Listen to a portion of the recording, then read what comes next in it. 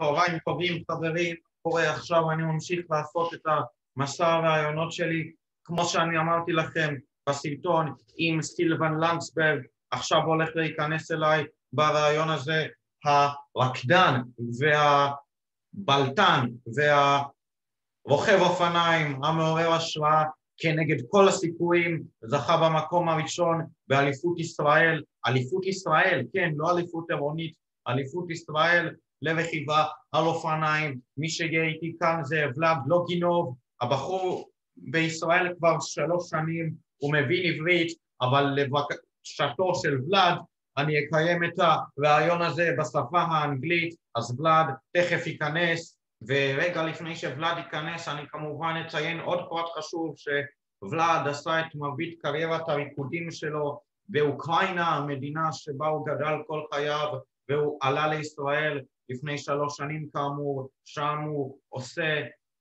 מרוצי אופניים בסטארט-אפ ניישנס כרוכב חובבני לחלוטין, ולא מן הנמנע שבקצב הזה הוא יהיה רוכב אופניים מקצועי, ממש עוד מעט הוא כבר ייכנס, וזה יהיה ראיון באמת מרגש שאני אמליץ לכם לראות אותו. ולאד יספר לנו על כל המעברים והעליות והירידות, ואיך הוא בכל זאת הצליח להצליח ולרגש את כולנו במרוץ אופניים, שהוא הגיע כאנדרדוג מוחלט, אלמוני לגמרי, ועדיין הוא הצליח להעלים את כולם ולקטוף את המקום הראשון. אני רק מחכה שוולאד ייכנס.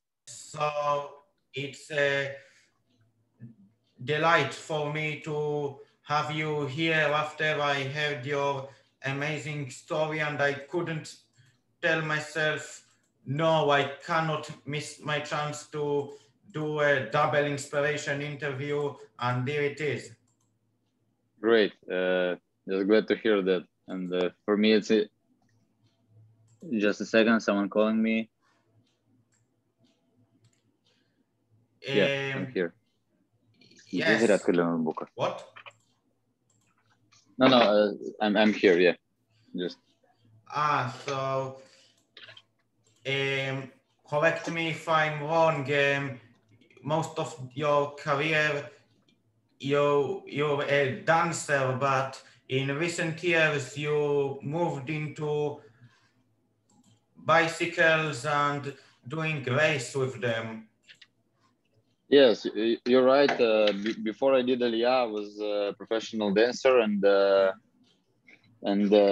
yeah, in Israel, I can find that, let's say, that kind of style of dancing I did before. So that's why I was maybe concentrate more on the bike, let's say, because I want to find that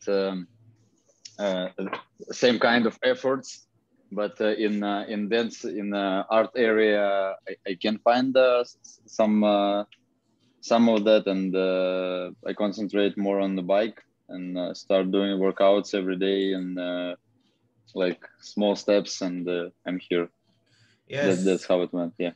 So we'll talk about the bike career later, and I'll ask you a couple of questions. Did you have any inspirational dancers that made you follow your first dream and become a professional dancer? You know, I'm dancing since 6 or 7 years old. Yeah. And to be honest, who gave me that inspiration, it was my grandma and mother. Wow. Of course, yeah, of course.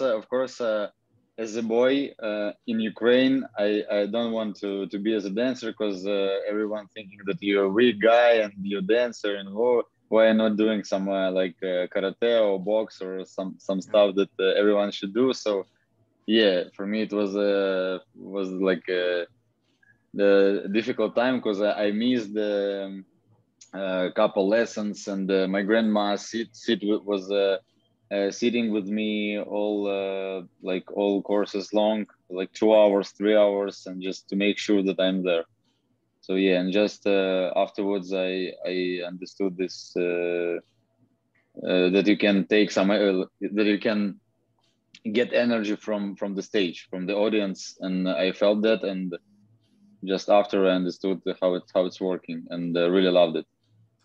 Yes, I really like it as well. In my way, of course, before we'll move into the more questions, I'll tell you that with me it was similar way until the end of 2020. My real dream was to be a musician, being a guitarist. After I played in guitar for 5 years nearly, and in a piano for 2 years as well.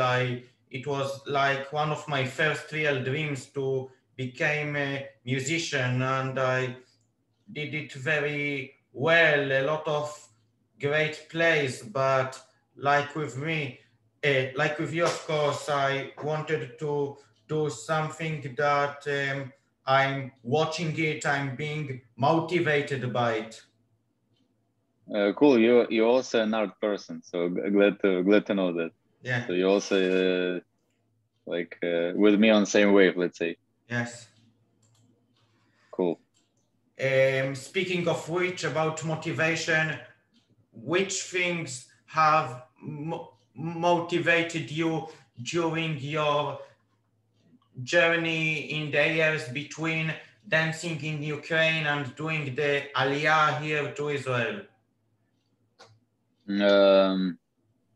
You're asking about what motivates me to? Yes, it's like different period of time, new country, new lifestyle.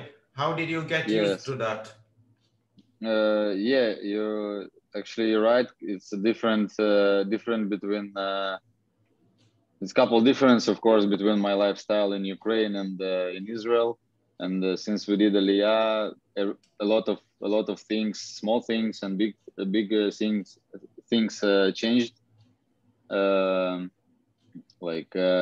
We worked hard here, especially first year. We did ulpan, and after that we went to the work, and I was working in a hotel as a bartender. So every day was with the same scenario from 8 in the morning until 1 o'clock. We were studying, and afterwards we going to. I went to the work until 11 or 12, every day the same. And just when I found when I bought the bike, I started to find some time to do workouts for me, to spend time on my own, because it's really impossible to do every day the same things. So yeah, that's how it started. And then I left from the hotel. I was just dancing at the morning performances, and after 2 shows at the morning, I came back to home, I don't know, eat something really fast and go to work out on the bike. And every day it was on that scenario after I left hotel. So also maybe what has also improved my cycling skills, because it's workout after workout, let's say. Yeah, we can say that. Did you participate in any races before that memorable race, which we'll talk about later?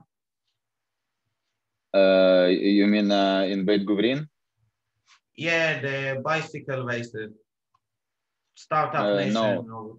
No. What? I was racing in Israel. I was participate after I won Masters Championship in 90-29 category. I went to World Championships Masters, in Masters category in Poland, in Poznan city. Yeah. But nothing really special happened there, because I get punctured on halfway. So for me, yeah, I can see our bike from here. Yes, my bike. Yeah, my bike is on the wall. Yeah. Yeah, and just I was racing a bit in Ukraine and mostly in Israel. So to say that I have a like huge experience in racing, Huge also not experience, big, but in no, other... no, Continue, excuse me. yeah, no. So if we're talking about experience, I didn't have like a lot. So I have to study. I have to learn from each race, which mistake I done, and like on next race try to manage with that. And like every race you learn something, and of course you need to develop every race, even on races in Israel, which is not the best example, let's say. So you're telling me that the race in Bet Guverin was your first serious professional race? Year before, no, half a year before, it was also a championship in Bet Guvrin in November. So let's say that race was my first. Yes, but still,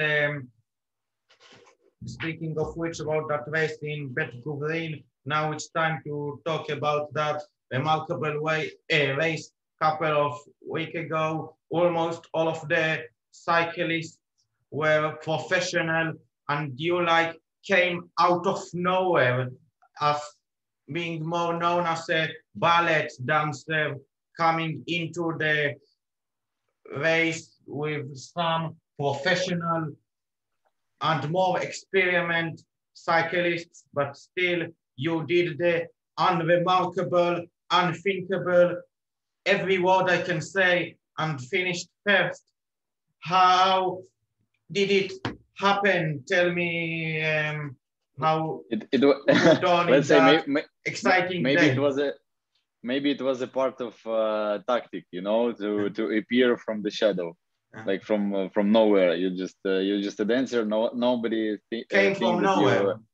Yeah, from nowhere. Nobody thinks that you are strong competitors to think about, and you just did your attack, and it's like,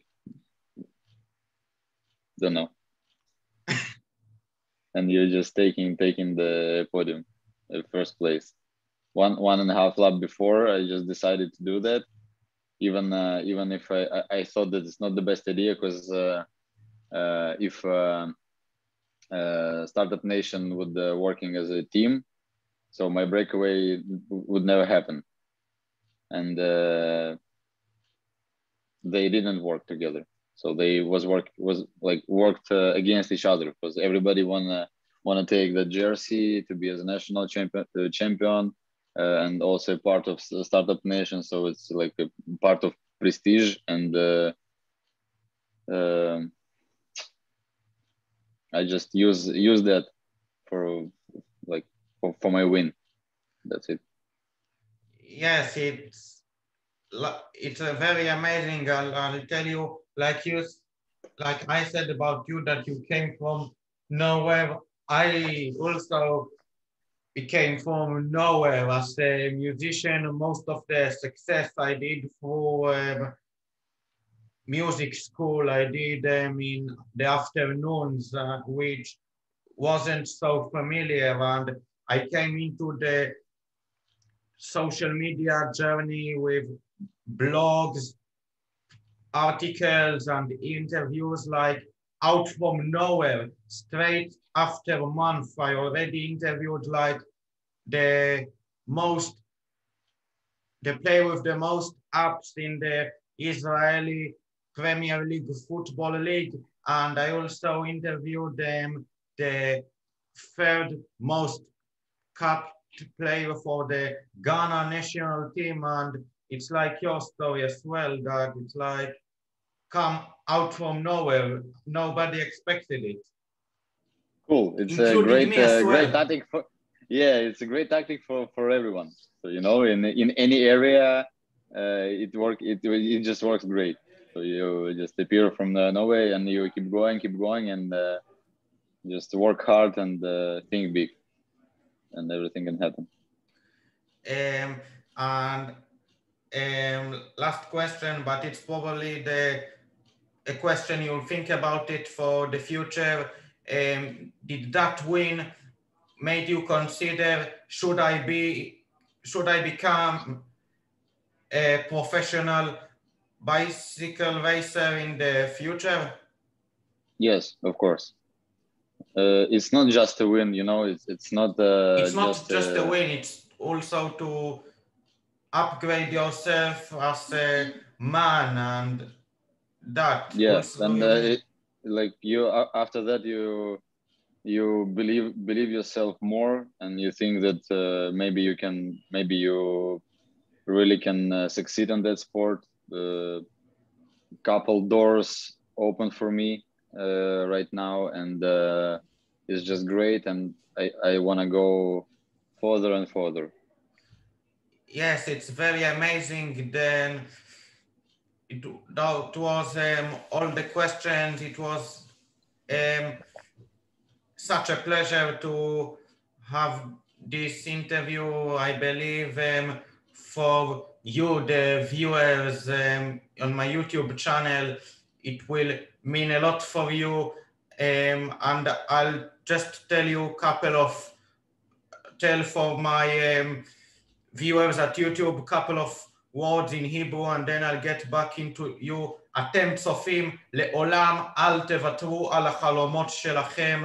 Don't give up on your dreams, follow them, and if you do the tactic like Vlad did, coming from behind, אם אתם עושים את הטקטיקה של להגיח מאחור ולהצליח, you'll do very great. It was a huge pleasure.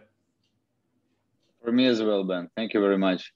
It's my pleasure to talk with you. Hope to have other conversation with you in half in a year with other results. Yeah, hopefully. Yes. Yes. See so you. let's do it. Let's do it. Let's do it. See you. Bye. Bye.